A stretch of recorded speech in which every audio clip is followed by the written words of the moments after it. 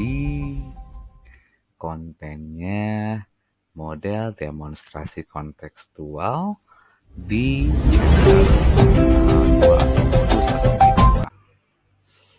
Baik, perkenalkan saya Risna Anggara Saputra dan fasilitatornya Bu Amin Kuswoyowati SPI MPD serta pengajar praktek Bapak Haji Maisa. Terkait dengan tugas modul tersebut, ada beberapa hal yang menjadi kata kunci bahwa dalam modul 1.2 ini salah satu dititik beratkan yaitu peran dan nilai dari guru penggerak. Oleh karenanya saya menyimpulkan ada 5 yang harus dimiliki oleh guru penggerak ini. Yang pertama berpihak kepada murid, kedua mandiri, kolaboratif, reflektif, serta inovatif. Ada salah satu pertanyaan atau ini merupakan pertanyaan pemantik dari modul 1.2. Jika saya guru penggerak dan sudah berlangsung selama 3 tahun, apa yang akan saya lakukan? Ini lebih kepada visi, saya kira, dan ini seperti harapan juga rencana apa yang nantinya kita akan lakukan ketika kita sudah menjadi guru penggerak kelak.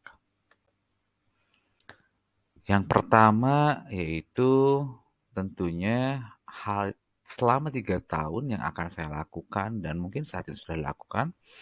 Yang pertama adalah berpihak kepada murid. Ada beberapa hal yang menjadi acuan saya. Yang pertama, menjadi penuntun murid dalam pembelajaran, melayani murid dengan ikhlas, menjadi fasilitator bagi murid, menjadi guru yang mempesona, adaptif dengan perkembangan murid. Kegiatan yang sudah dan akan saya lakukan, yang pertama, saya ingin menjadi fasilitator untuk semua murid tanpa terkecuali, serta ikhlas dalam menjalankan, disertai dengan pelayanan semaksimal kepada murid. Mengapa hal ini harus kita lakukan tanpa terkecuali? Karena siswa pada dasarnya memiliki hak yang sama, dan mereka dan kita sebagai pendidik berkewajiban untuk memperlakukan mereka dengan sama. Apakah itu mereka laki-laki atau perempuan, atau disabilitas atau non-abilitas. Yang kedua, menjadi guru yang mempesona dan adaptif terhadap perubahan zaman. Mengapa poin ini saya titik beratkan?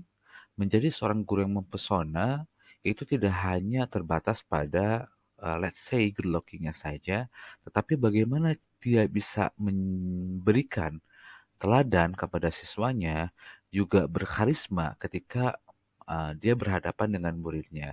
Sehingga harapannya nantinya muridnya ini bisa paham dengan apa yang nantinya guru tersebut ingin sampaikan. Yang selanjutnya adaptif. Kita tahu bahwa saat ini anak-anak dikenal dengan generasi Z, di mana mereka pada saat ini lebih cenderung memprioritaskan teknologi dalam hal apapun, baik pembelajaran, komunikasi, dan lain sebagainya.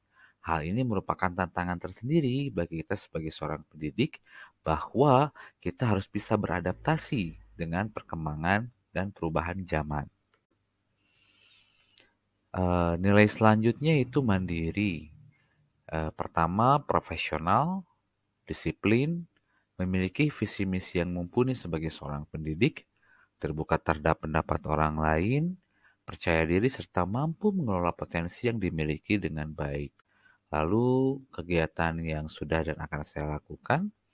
Yang pertama tentunya untuk meningkatkan keprofesionalan saya sebagai seorang pendidik, saya akan senantiasa mengikuti berbagai seminar, baik yang diadakan oleh Kementerian Pendidikan maupun yang lainnya. Tentunya hal ini bertujuan untuk menunjang kompetensi saya dalam bidang pendidikan. Yang kedua, hal tersebut saya pikir itu tidak cukup apabila kita hanya istilahnya itu menambah ilmu yang akan kita miliki. Namun, kita perlu mengadakan diskusi dengan teman sejawat terkait dengan bagaimana sih cara pengajaran kita di kelas maupun cara kita memperlakukan peserta didik atau murid itu. Nilai selanjutnya yaitu kolaboratif. Beberapa poin yang saya pertebal yaitu bekerja sama dengan pemangku stakeholder sekolah, mendukung rencana program sekolah, mendorong serta menjadi bagian diskusi antar teman sejawat. Nah, kegiatan yang sudah dan akan saya lakukan, tentunya ketika kita berbicara stakeholders, ada beberapa pihak yang harus saling dan tergantung satu sama lain, baik dengan instansi pemerintah lainnya, kepolisian, puskesmas, maupun dengan orang tua.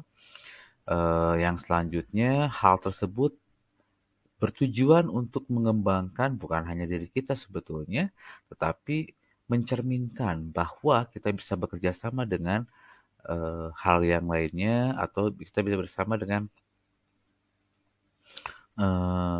stakeholders yang ada. Yang selanjutnya tentu kita harus bisa berkolaborasi dengan teman sejawat bagaimana nantinya kita bisa mengembangkan sekolah ini menjadi sekolah yang lebih baik lagi mengacu kepada apa yang saat ini sedang kita dengungkan yaitu Merdeka Belajar. Baik dari berpihak pada murid, berpihak pada murid, kolaboratif, lalu mandiri, tentunya hal tersebut harus kita lakukan yang namanya reflektif. Reflektif ini merupakan langkah kita bagaimana cara kita bercermin terhadap apa yang akan kita lakukan. Ada beberapa poin yang saya pertebal, yakni menjadikan refleksi menjadi sebuah kebiasaan, menindaklanjuti supervisi yang diadakan sekolah, menerima saran dan kritik dari teman sejawat. Nah, beberapa hal ini poin-poin yang sebetulnya sih memang masih kurang, tapi saya ambil beberapa yang telah menjadi prioritas. Kegiatan yang sudah dan akan saya lakukan, yang pertama apa yang disampaikan tadi bahwasanya saya akan selalu mengevaluasi kegiatan pembelajaran serta kegiatan yang diselenggarakan oleh sekolah, baik nantinya itu di dalam kelas maupun di luar kelas. Reflektif ini harus menjadi sebuah kebiasaan dan saya bermimpi nanti ke depannya ketika saya sudah menjadi guru penggerak selama 3 tahun ke depan saya akan melakukan secara rutin bagaimana saya merefleksikan. Saya ambil contoh, misalnya dalam saya mengajar satu mata pelajaran. Walaupun mungkin tidak setiap saat, tetapi saya akan selalu bertanya kepada murid bagaimana pembelajaran hari ini, apakah mereka mengerti, apakah menyenangkan, apakah mereka sudah bisa memunculkan ide baru, apakah mereka bisa bekerjasama dan lain sebagainya. Tentunya hal tersebut pun tidak hanya terbatas pada diri kita, tetapi kita pun harus bisa berdiskusi dengan rekan sejawat dan kita harus siap menerima masukan dari mereka. Langkah yang terakhir adalah inovatif. Hal ini dalam beberapa kamus dikatakan bahwa inovatif itu merupakan memunculkan ide atau gagasan baru. Dalam hal ini, saya memberikan beberapa penambalan terkait dengan langkah saya ketika kita berbicara inovatif. Yang pertama, memberi gagasan-gagasan terkait dengan perubahan pada murid yang disesuaikan dengan keadaan mereka. Selanjutnya, memodifikasi serta memperbaharui program yang sudah ada. Yang selanjutnya, membuat program baru yang relevan serta dapat menumbuhkan kreativitas murid.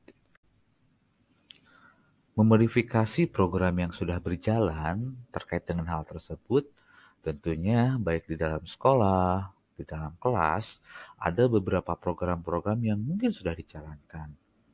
Maka saya sebagai seorang guru yang berinovasi, yakni memodifikasi serta memunculkan ide-ide baru di dalamnya. Contoh, semisal saya mengadakan yang namanya latihan dasar kepemimpinan.